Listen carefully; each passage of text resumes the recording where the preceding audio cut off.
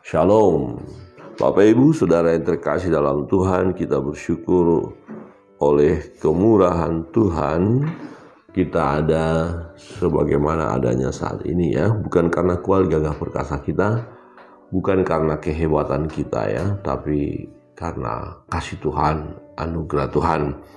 Pembacaan firman Tuhan pagi hari ini dari Injil Matius pasal 11 ya, tidak semua kita bahas, tetapi ada satu bagian yang rindu kita nikmati, kita fokus untuk ya melihat firman ini supaya firman ini sungguh memberkati kita. Ayatnya sudah sangat terkenal dan sering kali kita baca dan mungkin sudah kita hafal. Secara ketika kita memiliki beban pergumulan yang berat atau berbagai persoalan, ya ayat ini sangat menghibur, menguatkan. Tidak hanya sekedar menghibur atau menguatkan, tapi ayat ini memang iya dan amin ya. Di dalam Matius pasal 11 ayat 28 dan sampai 30 saya baca untuk kita. Ayat 28 Matius pasal 11. Marilah kepadaku semua yang letih lesu dan berbeban berat, aku akan memberi kelegaan kepadamu. Pikulah kuk yang kupasang dan belajarlah padaku, karena aku lemah lembut dan rendah hati, dan jiwamu akan mendapat ketenangan. Sebab kuk yang kupasang itu enak dan bebanku pun ringan. Bapak Ibu Saudara yang terkasih dalam Tuhan, ayat ini sangat terkenal ya, sangat banyak dihafal ya, dipegang teguh sebagai ayat pegangan kira-kira begitu. Dan memang iya dan amin bahwa ayat ini banyak disukai oleh orang ya. Ya, secara khusus di ayat 28. Nah, dalam saat kita menghadapi berbagai tekanan hidup, berbagai persoalan, memang ini sangat menarik sekali ya. Namun dalam segala hal memang kita harus datang kepada Tuhan. Jangan ketika kita bergumul baru datang kepada Tuhan. Setelah semua baik, semua beres, tinggalkan Tuhan. Jangan.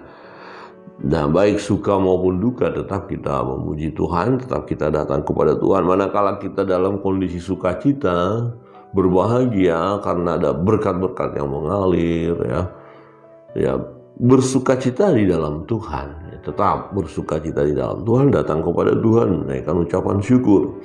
Dan ketika kita diperhadapkan dengan berbagai persoalan, ya datang kepada Tuhan dengan membawa segala beban pergumulan kita kepadanya.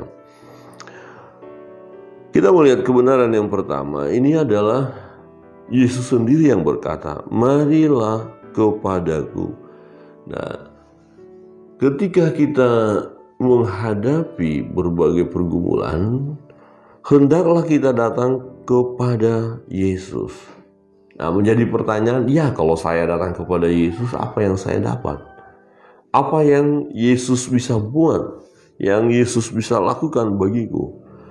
Oh, banyak hal, banyak sekali. Nah, Yesus berkata, marilah datang kepadaku. Nah, kita harus mengenal sungguh siapa Dia. Nah, kalau kita mengenal siapa Yesus yang adalah Tuhan, Allah yang hidup, nah tentu tanpa keraguan kita akan datang kepadanya. Nah, kita akan bersyukur, terima kasih Tuhan, Engkau mengundang saya. Engkau meminta supaya saya datang kepadamu. Jadi Yesus berkata, marilah datang kepadaku. Mari kepadaku, kepada Yesus. Siapa Yesus? Yesus Tuhan. Nah, kalau kita lihat di ayat 27, semua telah diserahkan kepadaku oleh Bapa-Ku, dan tidak seorang pun mengenal anak selain Bapa, dan tidak seorang pun mengenal Bapa selain anak, dan orang yang kepadanya anak itu berkenan menyatakannya. Jadi Allah dan Bapa, ya anak Allah, kalau ada Bapa ada anak begitu ya, anak Allah. Tetapi bukan berarti Allah itu beranak dan diperanakkan, bukan. Ini adalah sebutan. Nah, istilah anak Allah punya arti adalah Allah gitu. Jadi makna dari sebutan anak Allah ini ya adalah dia Allah. Jadi Yesus adalah Allah. Ya, Yesus adalah Allah, Yesus adalah Tuhan. Ya. Dia bisa melakukan segala sesuatu untuk kita. Ya, Bapak Ibu, Yesus bisa lakukan segala sesuatu untuk saudara dan saya, untuk Bapak Ibu. Bisa. Berarti kalau dia Tuhan, dia Allah, dan dia berkata, marilah kepadaku, ya kita datang kepadanya. Nah, siapa yang datang kepadanya? Tentu yang percaya, yang beriman. Nah, kalau dia nggak percaya, nggak beriman, pasti nggak datang kepada Yesus. Akan berkata, ngapain saya datang kepada Yesus? Emangnya Yesus siapa? Apa yang bisa Yesus buat bagiku?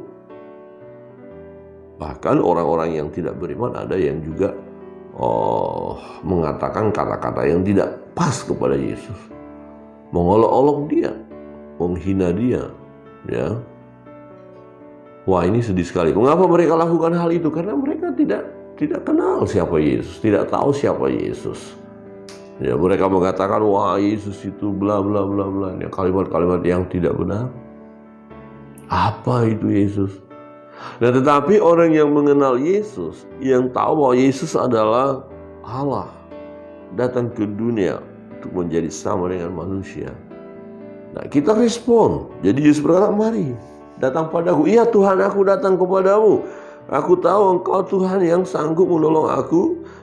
Aku tahu Engkau Tuhan ya yang berkarya atas segalanya. Dia 25 berkata begini, pada waktu itu berkatalah Yesus, aku bersyukur kepadamu Bapa, Tuhan langit dan bumi, karena semua itu Engkau sembunyikan bagi orang bijak dan orang pandai, tetapi Engkau menyatakan kepada orang kecil. Ya Bapa, itulah yang berkenan kepadamu. Ya Bapa, ya Yesus berkata, iya Bapa.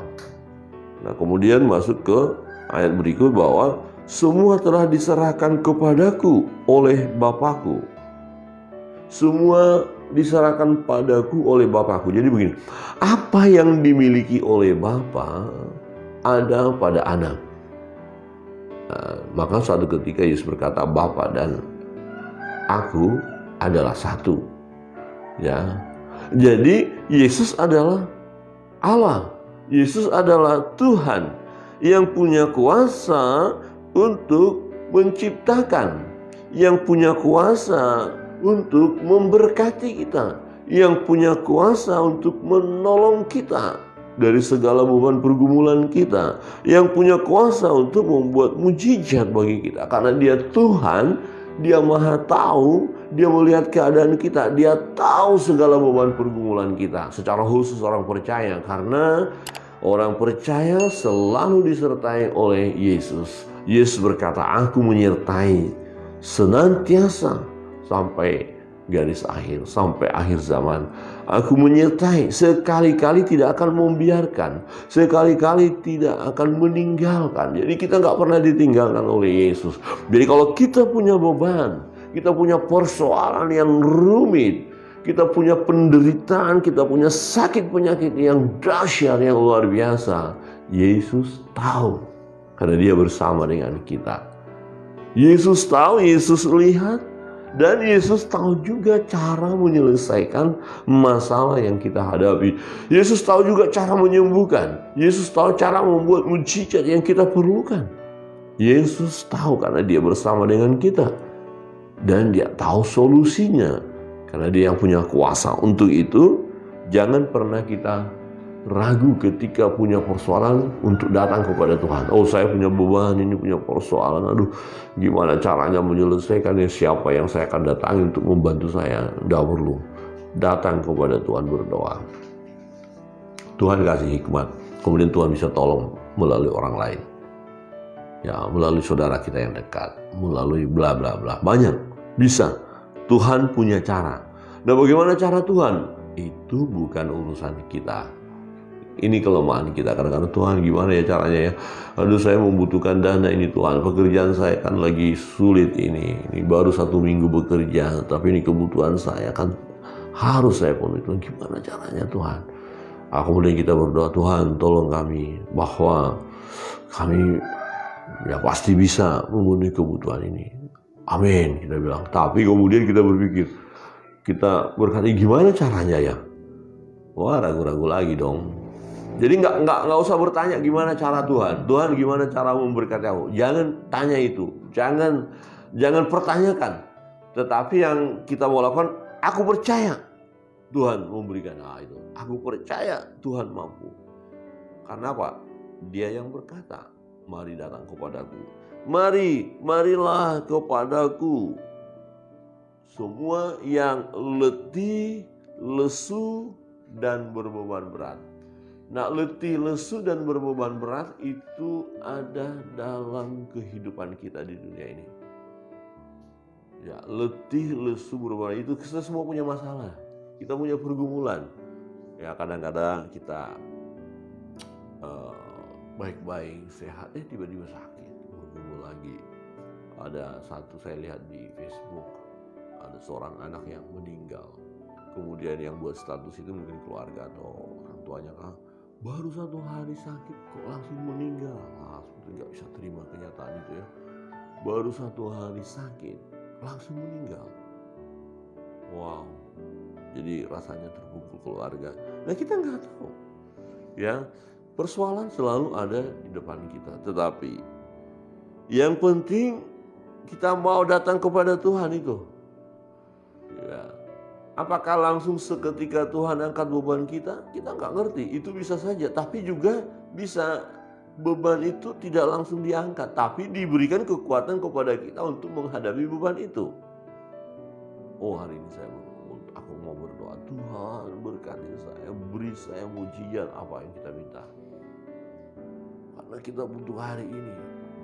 Tapi Tuhan tidak mengabulkannya dengan memberikan solusinya. Belum. Masih tetap pergumulan itu. Tetapi yang Tuhan berikan ada kekuatan di dalam diri kita menghadapi pergumulan itu. Wow, luar biasa bukan? Jadi cara Tuhan menolong kita diberi kekuatan. Cara Tuhan menolong kita, yang kita minta diberikan. Terjadi mujizat itu. Nah, untuk itu mari datang. Kita harus jujur dalam hidup kita. Bahwa memang letih, lesu, berbeban berat itu ada pada kita. Nah, janji Tuhan ketika kita datang kepada Tuhan, maka dikatakan, aku akan memberi kelegaan kepadamu. Aku akan memberi damai sejahtera bagimu. Aku akan memberi pertolongan kepadamu. Gambarannya gini, kalau kita tadinya sedang terikat di rantai, tangan kita di rantai, kaki kita di rantai, ya semua dibalut dengan rantai dan kita tidak bisa berkutik. Rasanya sesak nafasnya, gimana ini? Tidak bisa. Dan ketika kita berdoa, maka rantai-rantai tadi putus. Apa yang kita rasakan ketika rantai-rantai itu putus? Wow, lega, merdeka, bebas. Wow, bebas. Rasanya sukacita. Nah, itu semacam ilustrasi saja ya, bahwa itu seperti itu yang terjadi, kelegaan, kelepasan. Jadi ikatan tadi putus, lepas, dan kita bebas. Jiwa kita tenang, ada damai. Tetapi persoalannya yang berikut bukan hanya kita sekedar meminta kemudian terjadi mujizat. Perhatikan tidak kalah penting yang ayat 29. Pikullah kuk yang kupasang dan belajarlah padaku karena aku lemah lembut dan rendah hati, dan jiwamu akan mendapat ketenangan. Jiwamu akan mendapatkan ketenangan. Kau akan mengalami kelegaan. Kau akan mengalami sentosa. Jiwamu akan mendapat ketenangan. Ya, tidak hanya karena kita meminta kemudian Tuhan beri permintaan kita, tetapi juga karena kita melakukan firman Allah, karena kita mengikuti apa yang dikatakan oleh Yesus, kita menerima kuk yang dipasang kepada kita. Jadi ada pergumulan juga, ada tantangan juga yang kita hadapi sebagai anak-anak Tuhan. Kuk tentu di bagi leher di kuk beban atau yang harus kita angkat. Pikullah kuk yang kupasang. Jadi Tuhan kasih kuk kepada kita. Ada sesuatu yang harus kita angkat, kita terima, kita kita gumuli juga begitu ya. Nah, dan belajar padaku, karena aku lemah lembut dan rendah hati. Jadi kuk yang Tuhan berikan kepada kita, Tuhan katakan itu ringan. Ya, sebab kuk yang kupasang itu enak dan bebanku pun ringan. Jadi Tuhan kasih beban. Kira-kira begini, saya mau percaya Yesus dan saya ikut Yesus sampai mati. Tapi ada tantangan loh. Hidup duniawi kita harus kita tanggalkan. Manusia lama kita tanggalkan. Jadi bagi kita tadi manusia lama itu merupakan kuk juga. Aduh, gimana ya?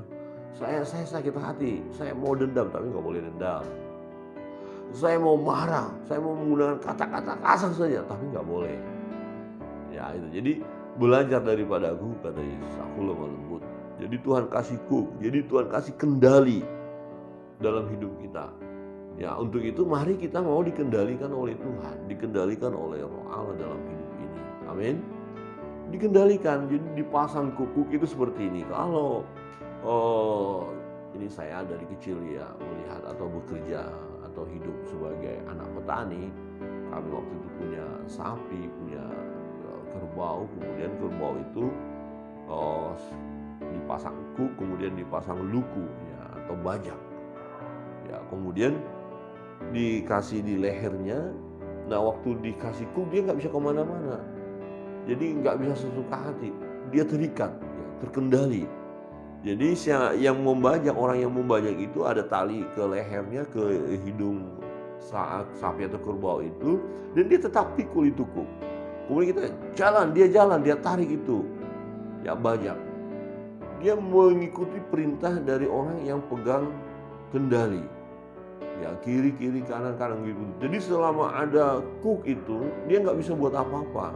Dia terkendali, tetapi kerbau atau sapi itu mengerjakan pekerjaannya dengan baik, yang dikendalikan oleh orang yang pegang bajak itu. Jadi kalau kita dikendalikan oleh Tuhan, kuk dipasang, kita nggak boleh macam-macam dong, harus ikut. Jadi Tuhan bilang, pikul kuk yang kuberikan ini ringan kamu. Kuk yang aku berikan itu tidak akan menghancurkan hidupmu, tidak akan membahayakan kamu, tetapi membuat kamu berhasil, membuat jalanmu lurus, tidak serong. Ya, membuat engkau bahagia. Jadi orang-orang yang taat kepada Tuhan, yang mengikuti firman, ya hidupnya bahagia, hidupnya tenang, sukacita. Ada masalah, bisa ada masalah, ada pergumulan, bukan ada juga serangan untuk mau menghancurkan dia. Ya, tetapi dia tetap bisa menghadapi semua karena ada yang mengendalikan, yaitu Allah, Tuhan. Tuhan mengendalikan. Jadi kita tidak terpancing untuk mengikuti pola-pola dunia, tidak terpancing untuk melakukan kegiatan atau perbuatan manusia lama kita lagi. Enggak, kita dikontrol. Ada kuk yang dipasang kepada kita. Untuk itu pikullah kuk itu. Jadi sebagai anak-anak Tuhan, mari kita memikul kuk ya. Dan beban yang Tuhan berikan, ada kuk itu berarti mengangkat beban juga. Tapi beban itu ringan. Ya, kuk yang kupasang itu enak dan bebanku pun ringan. Perintah Tuhan itu ringan, tidak menghancurkan hidup kita, tetapi akan memberi kebahagiaan, memberi damai sejahtera, ketenangan dalam jiwa. Dikatakan, dan jiwamu akan mendapat ketenangan. Saudara yang terkasih dalam Tuhan, ketika kita menghadapi segala persoalan dalam hidup ini, ya kita pertama datanglah kepada Tuhan karena pengenalan kita akan Dia. Tuhan sanggup menolong, amin. Tuhan sanggup memberikan kelegaan. Dan yang kedua, kita harus pikul kuk yang Tuhan beri. Kita harus mau dikendalikan oleh Tuhan. Kita harus mau dikendalikan oleh firman. Kita mau hidup sesuai dengan kebenaran firman. Kiranya firman Tuhan pagi hari ini menolong kita, Bapak Ibu Saudara yang terkasih dalam Tuhan. Kita akan masuk dalam doa-doa kita. Ingat, kita langsung praktekkan ya firman ini. Yang hari ini punya pergumulan, punya beban, datang pada Tuhan ya. Dia akan memberi kelegaan kepadamu. Kelegaan yang Tuhan beri, ingat ya, jangan berpikir kalau kelegaan itu diangkatlah bebanku, diangkatlah persoalanku. Itu bisa, tapi jangan kita yang mengendalikan Tuhan atau mengatakan Tuhan harus begini, enggak. Bisa juga beban itu masih ada, pergumulan itu ada, tapi yang Tuhan kasih adalah kekuatan bagi kita untuk menghadapi beban itu. Jadi tetaplah bersukacita di dalam Tuhan. Kemudian yang kedua, mari kita beri diri kita untuk dikendalikan oleh Roh Allah. Ya, pikulah kuk kata Tuhan. Jadi kita pikul kuk yang Tuhan berikan kepada kita. Kita naikkan satu pujian, kemudian kita akan naikkan